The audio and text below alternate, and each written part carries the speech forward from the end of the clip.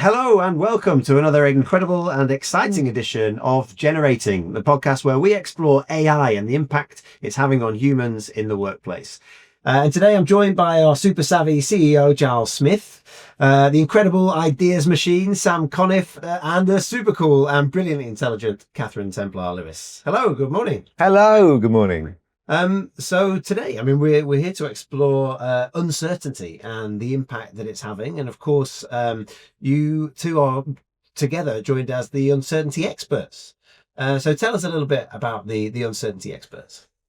The general outlook was a conversation around leadership. And did we have the leaders that we needed for the times that we're in? And the resounding answer felt like no. Consistently we see leaders peddling backward-looking narratives as we head into a world that all of us intuitively know needs some radically new ideas. And as you scan around looking for leaders who can talk honestly about the fears and anxieties, as well as the kind of opportunities of genuinely stepping into the unknown, whether it be AI or the climate crisis or the need for rethinking democracy, the big picture stuff. Tell me who the inspiring ideas are coming from that you genuinely get motivated and excited by. They're few and far between. And so we went looking for leaders that would provide practical and repeatable tools for everybody out there who's feeling the same sense of overwhelm.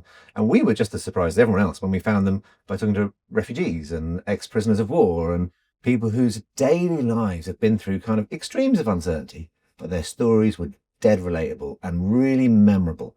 And when we started finding very consistent patterns in these guys whose experience in the shadows had rewired their brains, a toolkit began to emerge. But we were concerned, because this is a challenging time for leaders and for everyone, to make sure these weren't just stories, right? It wasn't just survivor bias, it wasn't just inspiration. Inspiration without action equals frustration.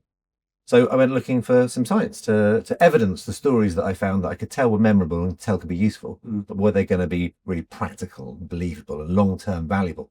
So I went looking for a scientific specialist in uncertainty and was introduced to Katherine. Yeah, and that's sort of other half of the story. So the uncertainty experts really, it's about learning from other people's stories, how to navigate uncertainty, and learning about how your own mind works and how we can either get in our own way when it comes to navigating uncertainty, or springboard into this place of possibility. What was interesting to me, my background is neuroscience and behavioral psychology, is that uncertainty, or our bad or broken relationship to it, our fear response that often comes from uncertainty, has led to generalized anxiety disorder, huge mental health impacts in today's very uncertain world. But more than that, it has led to a place where we are making bad decisions, where we ignore the emotional aspect of uncertainty. And in doing so, we get wrapped up in a place of fear, in a place of stasis, in a place of mental fog. And so I worked with Sam on looking at, these incredible stories of ex-refugees, ex-gangsters, what was happening in their minds, how could they master their minds in the face of this fear, this fog and this sort of stasis, and how could we create tools that we could teach other people, and in doing so increase what's called their uncertainty tolerance, your ability to navigate uncertainty and use it as a place or technology for possibility rather than shutting down. So what is it? What is missing for people then? What makes up uncertainty tolerance, do you think? Uncertainty tolerance, from a sort of lens of science, it is the ability to firstly handle the emotions involved with uncertainty, which we often, especially in the business world, don't like to address. And whilst emotions are seen very much sort of soft skill, we now know in neuroscience that emotions are the core of decision making. Mm-hmm. And if you let anxiety and fear drive your decision making, you're driving to a place of bias, of shutdown, of small-minded behavior. So it's really about, firstly, sort of being able to navigate and control that fear response. And then once you do that, you put your brain into what we call a more plastic state, an open-minded state where you can look for new answers, new ways forward. And from a human lens, I think it's a bit like getting some of your life back. The world is so uncertain right now because our overwhelming association with uncertainty is negative. So much the world can feel really overwhelming and make you just want to stay indoors, right? It's a step back from it all. But our experience of life, the science, and actually history tells us that uncertainty is equally positive and negative. We were just talking about it before. The axiomatic truth is whatever doesn't kill you makes you stronger. Right? We all know that, but we only know it retrospectively. We'd all agree to it when we look back at our lives. But you never head towards something that feels like it's going to kill you. Go, oh, great, here's a growth opportunity, and go towards it.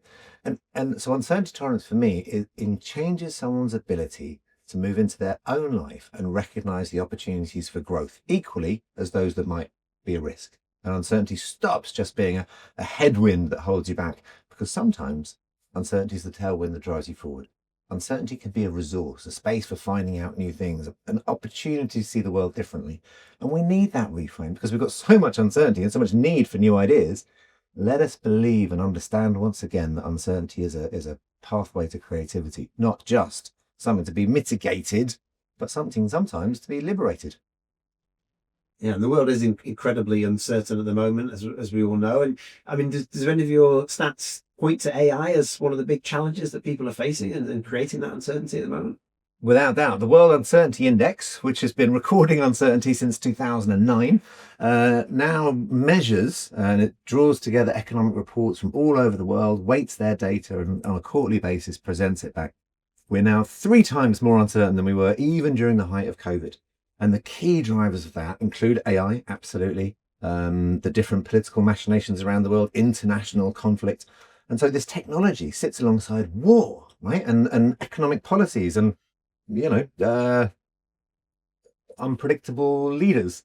So it's right there amongst the biggest drivers. But I would say, and I think what we hear back again and again, if you look to the leaders who are facing the uncertainty of AI, it's not a technological problem per se. Very often it's an emotional problem.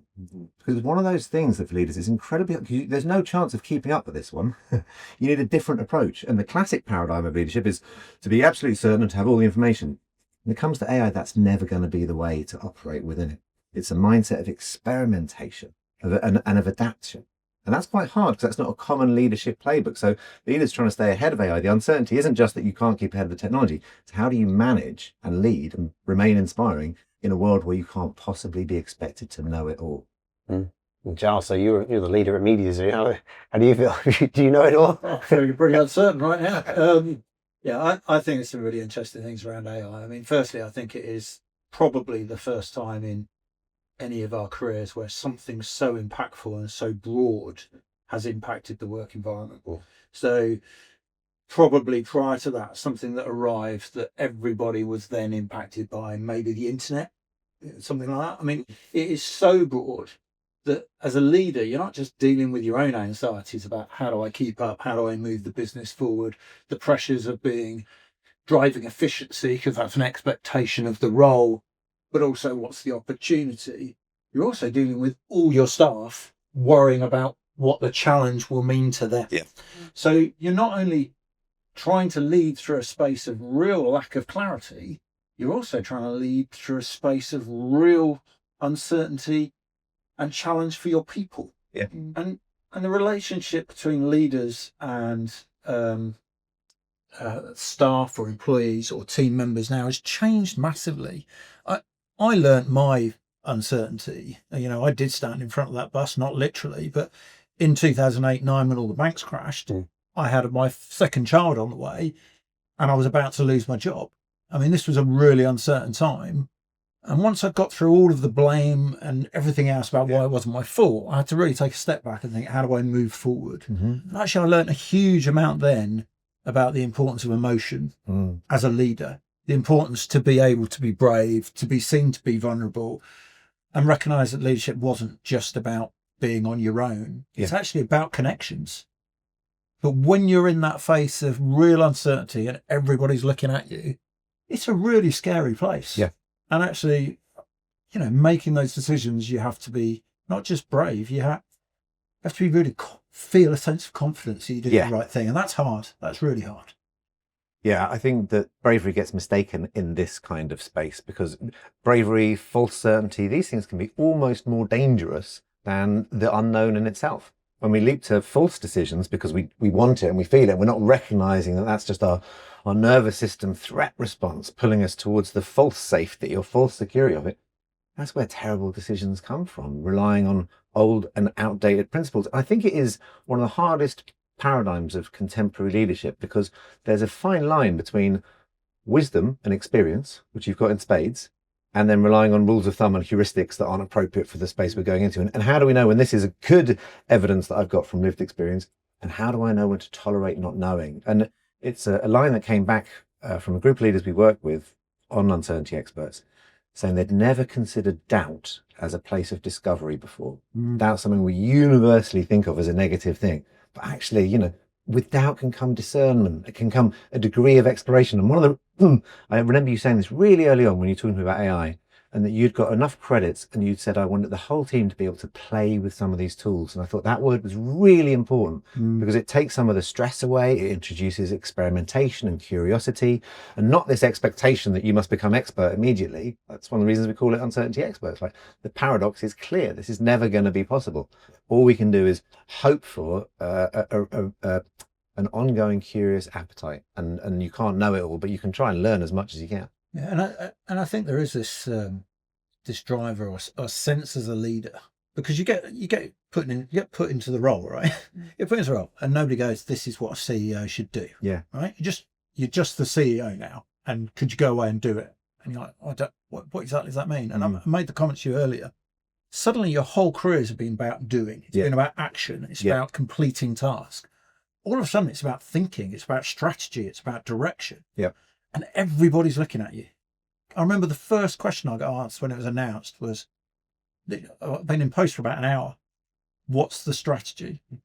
And I had to say, I don't know. Yeah. I don't know. Give me 3 months because I'm going to need to go away and figure it out. But I'm not sure many people would do that. And that's because I'd had that prior experience, I think. Yeah. That prior negative experience. And the partnership with uncertainty experts is a big part of the strategy now. What did you see in uncertainty experts that really inspired you? Well, I think there are two things. I mean, firstly, I think the Mediazoo is a really unique place. One of the challenges I identified at Mediazoo when I first joined is, unlike many organisations, we weren't lacking talent. In fact, if anything, we got talent in absolute spades. We got skills in filming, design, animation, learning, digital creativity. I mean, we've got skills everywhere, but we lacked a real sense of purpose of how to use those skills. And I think that was the first challenge that I came with. And when I saw the uncertainty experts not making that particular point, but actually I saw people who really fitted with the organisation, really talented professionals. But importantly, I saw something that we could really hang the business around and create that sense of purpose. So now we set out with a really clear directive that we believe, and we always have believed, that to drive human performance, you need creativity, you need to tell stories, you need to engage people at a level far beyond just the corporate measure, but at a very personal level, to build a desire to learn, to inspire, to grow. And with the uncertainty experts, we now add something that allows us to remove some of those personal and team barriers that prevent people going on that journey. And I think that's really special. I think that's something really unique in the market, to bring that neuroscience and behavioural science together with that creativity and storytelling. I think really is something unique, but also something really excited about. Just the potential of what we could do with it struck me as something we absolutely had to do. And I remember speaking to Sam for 2 hours after you come off stage, going, I really need to partner with you. What have you got? Are you up for it? And thankfully, Sam said yes, which was a great start to the journey. Well, it's interesting. It's a really practical thing, right? We've talked about experimentation, but actually it's a scientific study in and of itself. And it gives organisations an incredible measure, doesn't it, for how people are thinking and feeling. The power of that. I mean, let's unpack a few of the examples that you've seen. Yeah, I mean, I think sort of, for me as a scientist, it was an incredible opportunity to take something into the real world, something you don't often get to do, to actually look at impact. Every scientist wants to create change, right? That's what you do. But normally it actually takes about 17 years for academic research to get into the real world. And, the world, we can't wait that long. And so I think, this idea of uncertainty tolerance, what that actually means, it's a toolkit that allows you to say, I don't know, which I think, is rare in leadership, and hold the space, and also, turn that fear into a forward looking place. So often we make decisions that are backwards looking because they feel safe. because we feel uncertain. And when you realize that there's that sort of unease, you can actually hold your fire and look forward and be adaptable and connect with others, and that drives you forward. And we see, because it's a life science experiment, we've had the joy of being able to actually test it within organizations and watching people's uncertainty tolerance go up, and watch them being able to hold a space for innovation, watch them being able to actually engage in transformation rather than just resist it because they have that unease, that unsafeness that they feel. We really realize it's sort of a piece in a puzzle that I think a lot of organizations are looking for as they head into transformation, as they know they need to be innovative and are wondering why they're hitting a barrier. It's actually normally because of low uncertainty tolerance. And from the the evidence point of view, there's the scientific evidence we got, but the practical examples. So it's been a very uncertain project in its own right. When we first presented it to the world, we were in lockdown and we presented it as a live science-based documentary that would change your relationship with the unknown.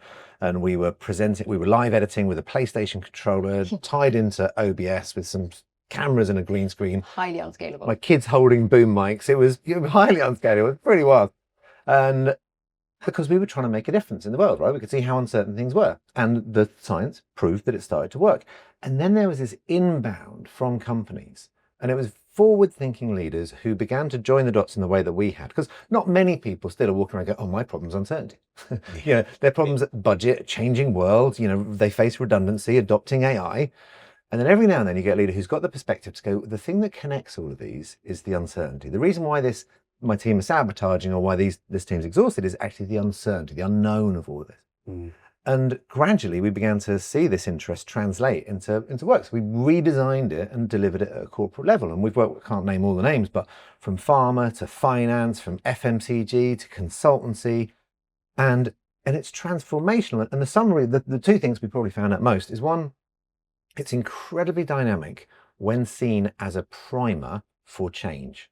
So a team who's going into a transformation, be it a relocation or an integration or redundancy even, we can leave a team measurably, and you do actually measure this at a scientific scale, more open-minded, more less needing for closure and order and structure, more comfortable with ambiguity, and that's actually a scientific measure. And so when you now have to go through all the challenges of beginning something new, a team's more likely to stick with it, go through it. The well-known stats that most transformations fail, we can decrease. And the second one that really just sets this apart from anything else, if I was to paraphrase probably what I've heard more from clients than anything else, is my team feel like they're playing small. And they're calling it playing safe because that's a good strategy for difficult times. But the truth is, deep down, they're playing small.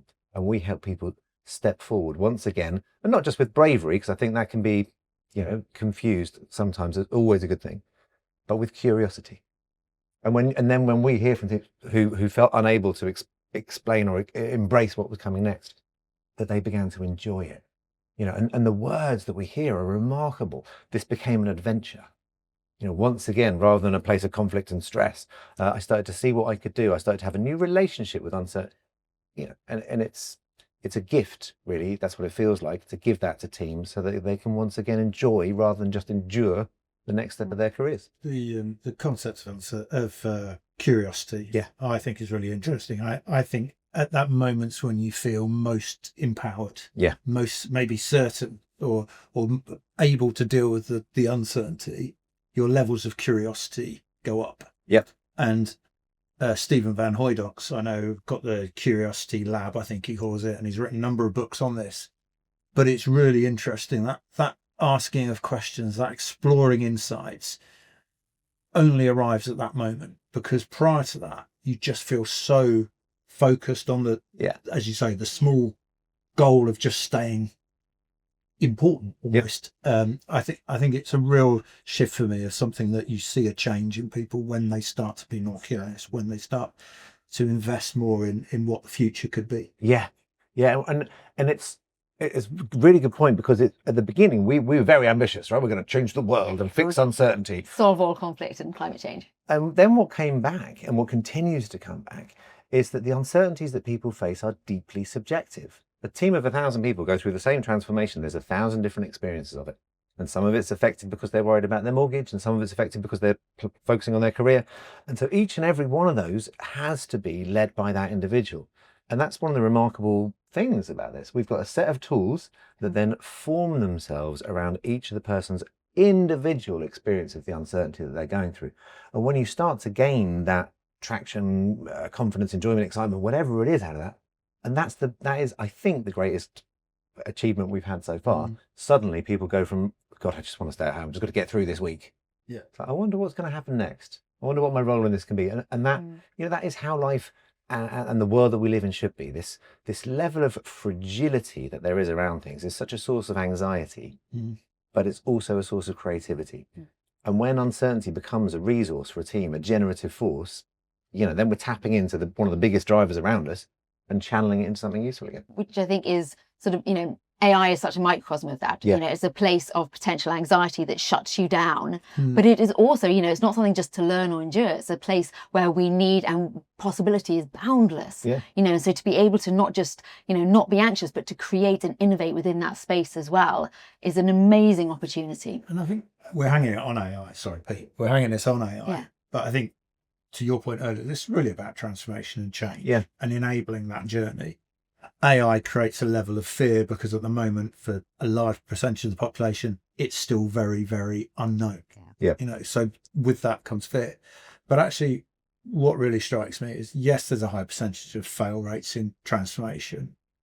But if we can identify, using the uncertainty experts, that key that unlocks people's willingness to engage, that openness, that curiosity about how this can better enable them, enable their teams, enable their businesses, and enable their wider lives. Yep. Actually, what we truly engage is much more targeted education, much more targeted communication, and importantly, quicker adoption. And, that is the key challenge. A lot of organisations don't get the adoption. But if you can remove that with uncertainty expert, we start to see the adoption. Yeah. And I think that's a really exciting part of bringing the two of Mediazoo and uncertainty together. Our creativity, innovation, filmmaking, communication, learning expertise, along with people who are really open-minded to take that journey. Yep. Yeah. And that's the real goal here, I think. Yeah.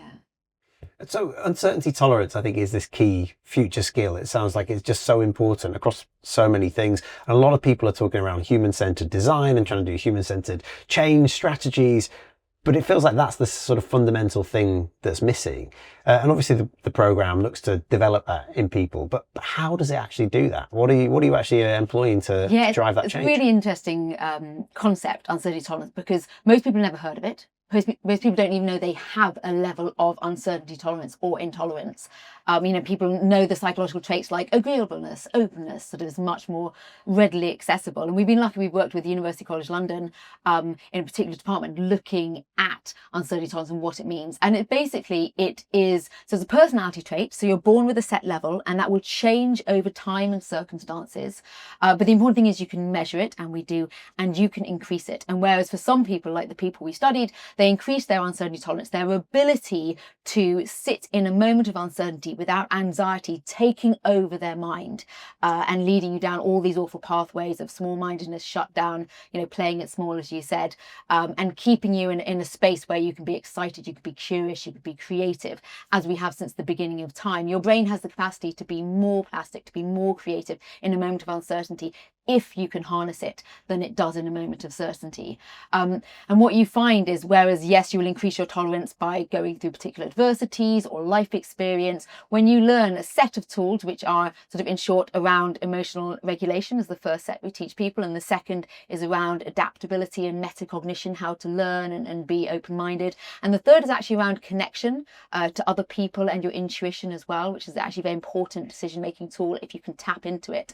Once you learn those tools, what seems to happen is your uncertainty tolerance naturally goes up, because you haven't learned from experience, you've just learned them through the courses that we teach. And of course that level will go up and down, but it suddenly means you completely change your experience of uncertainty. Whereas before you were feeling anxious and avoiding it for whatever cost, you actually feel quite excited and you see it as a place of growth.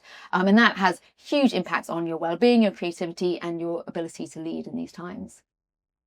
And I think that the contribution hopefully we're making adds to the space where we've all talked about and relied on our resilience. And there's without doubt resilience we all need it, and God knows it's got us through some challenges over the last couple of years. But I think there's in fact, I don't think I know, and I've heard empirically so much that there's a sense of resilience that, well, we just have to carry the burden, and we'll have to get through this next thing. And so I was really questioning, like, surely this is an almost evolutionary moment. We are going into a world that's never quite looked like this. We need ideas that we haven't yet had. So we've got to change our mental models of the world. What's the opportunity in that? And I discovered this phrase, anti-fragility. It's really well documented, really well researched, but it's just so wonky. I mean, it's brilliant, but what? And the argument is, there isn't a word for the opposite of fragile. Is there a way that we become stronger as a result of the adversities that we face? And I found it really inspirational. The more I looked into the work, the more on one hand, it was a brilliant answer for what I was thinking about. And it was just yet another complex model. But in that space emerged uncertainty tolerance, and people get what it is, which is what you always want. It speaks for itself. And the beauty of it is that it's just so malleable. When we run this program, we have an in-person leadership version. It's really how we met. And we will transparently put data up on a screen in front of a group of leaders, measure their uncertainty tolerance via a QR code in front of them, then take them through the process that we've got in a short and fast way, and it can be in a few hours. And then you run it again. And this is both the challenge and the opportunity, because uncertainty tolerance is so malleable. The world's events can have a really big impact on our teams, and it can slow us down. And if the relentless pace of AI or whatever the particular uncertainty is feeling like overwhelm, that can have a negative effect. But because it's so malleable, the reverse is also true.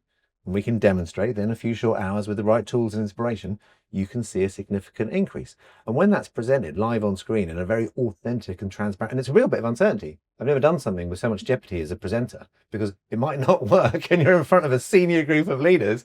And every single time we all kind of hold our breath. But the truth is, the tools that Katherine and the team have put together are brilliant, and people want their uncertainty. So you're primed and you're pulling people in this direction. And then once it shifts to the point Giles made, you feel it, and it feels lighter. And I begin to feel more excited about what comes next. And that's where we leave people off more excited and primed for the unknown that's coming their way, to turn it into something beautiful and new. Talk about being change ready. Yeah. I wanted to, that feeling thing is really interesting to me, because I don't think you can stay at an everlasting level of uncertainty tolerance. In fact, we were having this conversation not all that long ago. Partly because the uncertainty around you changes consistently as well. Yes, there are some static global things that are going on at the moment, but uncertainty around you, the pressures change, the distance changes. But I think as you continue to deal with it, you start to become less rational in some sense. Mm-hmm. And I was saying to Sam earlier, I start to feel it. I feel it in my chest first. I can feel myself getting a little bit tighter, feeling a little bit more stressed. Then I start to feel it in my stomach. And then actually I start to see it in my behaviours. Yeah. My behaviour starts to deteriorate, both at home and at work. I'm not terrible, but a little bit. And at that point, because my body is telling me that, I know I have to go on holiday. Yeah. And I have to go away and reset, because I think when you're operating and you're trying to deal with that and you set the boundaries to enable you to do it, actually then it becomes very quick to burn out. Yeah. We were discussing the other day. So I think what I love about uncertainty is that many tools for leaders tell you how to fix a problem. Mm-hmm. We're not trying to tell people how to fix a problem. We're trying to tell people how to operate within an environment which is uncertain, and help people fluctuate between that, and at the point of need, bring those skills to the forefront to enable you to perform at a higher level. And I think that's really important, because I think that's what gives the scientific evidence, the way in which we present the content, but also it gives it real credit for those of us that have been there, because you can see it and you can relate to it really easily. And I think that's what makes it very special. It's that psychobiological impact, isn't it? And really understanding that. So the way that you feel, I mean, that was a big part. We've all been through the program now, is that sort of sense of understanding where you feel uncertainty in your body in those moments. It's just a really powerful tool, right? Yeah, I think awareness is always, we run on autopilot so much. And we forget that our brains, they panic, they freak out at uncertainty because they evolved in a place where uncertainty was a predator or a falling rock. And now they react, and our brain reacts in the same way as it does, if it's faced with AI or climate change, or a relationship worry. And so we're permanently in this very hyper stressed state, which we weren't born to be in. And so in order to take us down from that place, you need an awareness not only of what you're people actually, if you ask them what they think about uncertainty, they go, oh, pretty mixed view, good and bad. But if you ask them how they feel about it, then they feel it's predominantly bad in their body. And if we don't understand that and are aware of it, then we can change it. But if we don't, we let that fear lead us and drive the show, and that's when we're in trouble.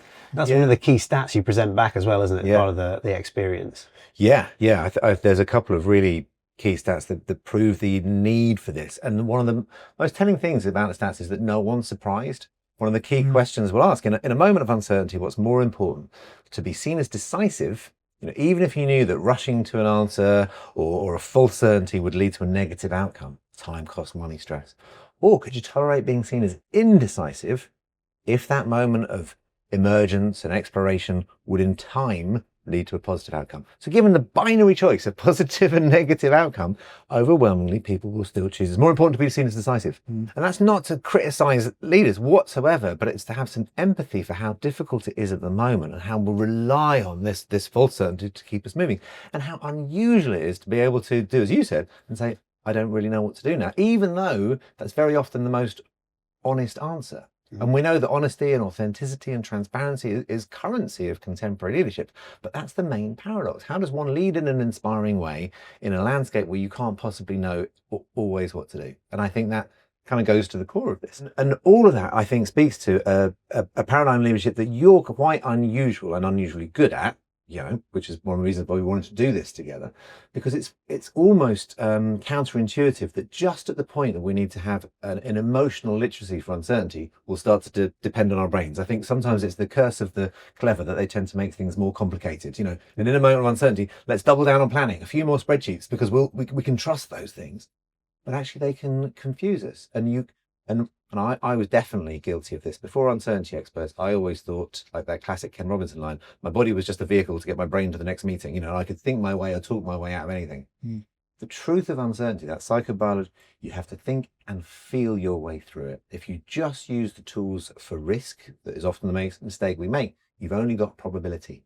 And the benefit of uncertainty lies in the unpredictable. And that bit can only be achieved if you can think and feel your way into it. So I was just got the point about the new wave of leadership. I think it's really interesting because actually most of us who are in leadership roles did not grow up with that experience. Yeah. And back to my point earlier, nobody gives us any training on it. Yep. And I do think you need to experience a negativity in your career in order to see the positive outcomes. Yeah. But for me, at the point when I am feeling most relaxed, most calm, and mostly away from spreadsheets, because I am known for having a spreadsheet or two. Very good. Pivot tables. Yeah. Taught me a thing or two. Yeah. That is when I feel completely calm and can happily sit there and say, I don't know. We probably need to have a look at this. I do know. You've probably got more information than me. Why didn't you have a stab at what the answer might be? Yeah. But when I start to feel it, as I was describing it, that's when my responses come sharper, more pointed, less rational, less based on fact, and more based on just because that's the pressure building up. And I think to understand that and know when to make the decision to back away and reset, whether that reset happens on holiday or, in my case, a return to a spreadsheet or two, whatever it might be. Yeah. I think it's a really important moment, and it's a really important moment for the future of leaders who are going to need to bring a next generation of workforce through, who think differently, engage differently, communicate differently. And I know every generation has said that, but the fact of the matter is we're leaving this place in a worse place than we found it, and we're passing on a lot of challenges to the next generation, and we have to help them get there. And I think it's really important. And I think I'm glad that's why we have the science in a way, because the solution we offered is radical in some ways, because it is totally, offering a new type of leadership, which is about rooted in emotions, it's rooted in the body and embodied learning, as well as sort of mental states. And it's very human. It's about being able to admit and connect that everybody fears failure or fears saying I don't know or has this anxiety. But it's sort of through that awareness, and it's wonderful that we've now got published papers about it and seen it as this sort of radical new intervention, because it is through that being human that we're going to find the way forward. Mm-hmm. Yeah, and I wouldn't want to leave leaders thinking, oh, they should stand up and say I don't know, because that's deeply uncomfortable, and very few teams want to hear it, and very few boards want to hear it, and you're but what the question has to be, are you telling, are we engaged in one of those moments where we've got a spreadsheet that's just a story so that we can move to the next stage? Yeah. Or is there a place where we can say, we don't know everything, but we can work it out? There's a really good exercise that we will teach, and we've learned through uncertainty. What do we know and what don't we know? And what's the space in between? And, and as you know, it's not that black and white. The challenge with making good decisions is often you're making decisions with half the information. And therefore it's okay to say, I don't know right now. We need to understand more. Yeah. And I think that's the dynamic we're shifting. And I really like the stat around decision making, which I'm going to come to you to remind me what it was, but the one about where the best decisions are made. Yeah. Yeah. The idea that between 40 and 70% of the information is where we'll make the best decisions. And if and you can feel it at the moment. Oh, we don't know what to do. We've got to wait until we've got all of the information. Yeah. We're tapping into perfectionism, dressed up as procrastination. So, but actually it's this relationship we've got to get to of, we're in this world of data, and that is a good thing, but you'll never be on top of all of the data, particularly not with things like that. So how much can we get to? And then how can we make sure that we're bringing the best of our intuition and judgment, and those two things working alongside each other? And one of the things I observe that you do well, and we see leaders who go through this and continue to do well, is the narration.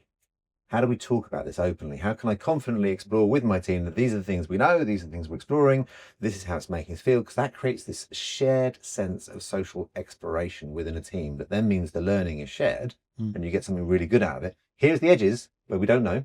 So let's make smaller, better decisions to safely go into the unknown, rather than avoid the tendency, which again, classic leadership pattern, right, I don't know, so I'm going to confidently assert something that everyone knows, we don't fully know or haven't thought through, which kind of explains modern politics. It's really interesting because that trait comes about from deep-rooted imposter syndrome. Yeah, absolutely. Where I go, I best go and have a little chat with a few people around the business first and get their opinions. Does this sound like a sensible idea? Yeah. And then building the confidence and getting the feedback to then launch something. Yeah. And I've reflected on that numerous times about how does it reflect on me as a leader? Mm-hmm. But I'm still a leader, and people still seem to want to work with me. So I take the view that it can't reflect that badly. In fact, I think it makes it very inclusive. Yeah. And I think that's an important thing. Well, I think that answers the question. The leaders that we will respect will not be the ones that can give us clear answers. Even if we think that's what we want right now, they'll be the ones who can obviously tolerate the uncertainty and hold space for us to be able to do so, make it safe for us in this space of not knowing, and we work out better answers than the ones we think we'd default to normally. I mean, we've talked a lot about leaders as well, but actually everybody is going through uncertainty, right? Yeah. Everybody is faced with decisions they have to make every day, and you don't want to defer that up the chain every single time. We need people to be on the ground, making choices, making decisions, particularly in this age of AI. Yeah. But I wonder, sort of, if somebody maybe listening to this or watching, thinking maybe I do have an uncertainty problem in my business. What are the sort of telltale signs that you've seen from organisations that would really benefit from an uncertainty tolerance boost?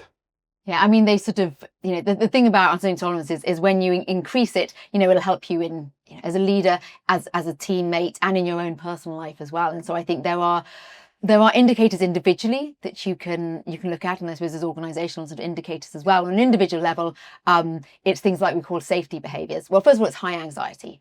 And safety behaviours are avoidant behaviours that avoid a problem or a moment of uncertainty, either by making a quick decision or procrastinating, sending an email, CCing everyone in to try and just avoid having to make a decision. Meeting culture, I guess. Yeah, exactly. Yep. Meeting culture, or suddenly helping someone else rather than doing the thing you're meant to be doing. At home it's always the glass of wine or, doom scrolling. And so actually you find that personally, those things that are actually quite important to move the dial, you're not ever getting to. You're putting things in your own way because you don't like that feeling around safety. You can't tolerate it. And that sort of ladders up, doesn't it, to sort of organisational levels as well. Yeah. And there's a healthy and unhealthy part of all of this. It's never quite black and white. A good and healthy coping strategy for uncertainty, but that we all know, when the world feels out of control around us, it's a good idea to hang on to something that you can control. In a work setting, I'm pretty sure that everybody has made a to-do list where they've already done a few things on the list, so they can start by ticking them off, right? And that's a nice way of feeling like you're in control. That's a very micro example of it. And where that gets out of control is why is today filled with back-to-back meetings that aren't taking us anywhere? Why is there a blame culture emerging here around an idea that hasn't even fully formed yet? Why is to the extreme so much of the team burning out? So yes, you can see uncertainty and it will always be present at work, but whether we've got adaptive coping strategies and creating calm and creating a safe space to have small explorations, or this is out of control and it's leading to safety behaviors amongst the team, that's your kind of temperature test. And like we said, it's not black or white. There should be a degree of uncertainty because that'll be an adaptive and strengthening place. But if it's leading to those kind of negative behaviors, which we'll all see, and they're perpetuating, chances are it's a sign of a bad response to uncertainty. And you can be very creative. Resistance can be highly creative. You don't even realise you're doing it yourself, as well as just everyone getting highly anxious. And then you sort of head into sort of burnout and absenteeism and things like that, which is, but just the ability to find something else to do rather than address the problem, or things like groupthink. Yes, I'll do what they do, which is so dangerous if you're trying to be innovative. Everyone just will do what we did before. And that you start to see people are just going in this circle. Yeah. Well, hopefully everybody who's been procrastinating by listening to this podcast has got a lot out of it and has now realised they need to crack on and get through that to-do list, not just the ones you've already done. But look, it's been a pleasure speaking to you. Really excited to have you within the Mediazoo family and be able to really drive some powerful change through and just look forward to the journey and the continued journey in this very uncertain world. We're incredibly proud and grateful to be here, and most of all probably for opening the door to re-engage with some of the uncertainties that we weren't able to do. The opportunity for this to do good in the world, in businesses and in society is huge, and sometimes overwhelmed us. Yeah. So to have found partners where scale and ambition can come back to what we can do is something we're incredibly grateful for. Yeah, and I just want to pick up before we leave. One of the things that brought us together was actually our shared commitment to help kids transfer into the working world. I think it's huge anxiety for kids today, and the opportunity that uncertainty brings, and the importance that businesses should place on bringing the next generation of talent through is critical. And Mediazoo's commitment is just part of that. For every program we deliver, we're going to give one free space to one of the kids to go on this program. But I know we're also doing some great work with organisations to bring that to life. And I encourage all organisations to think about that and continue to be supportive of helping the next generation of talent into the workspace. Absolutely. Yeah, let's create a more certain future. That's going to be a key outcome for us all. Amazing. Thank you so much. Thank you, everybody. Cheers. Thank you very, very much indeed. So this has been Generating. Remember to like and subscribe, share and talk about uncertainty as much as possible, because it's probably the only way you can start to develop certainty in your life. So thank you very much. Goodbye. Thank you. Thank you.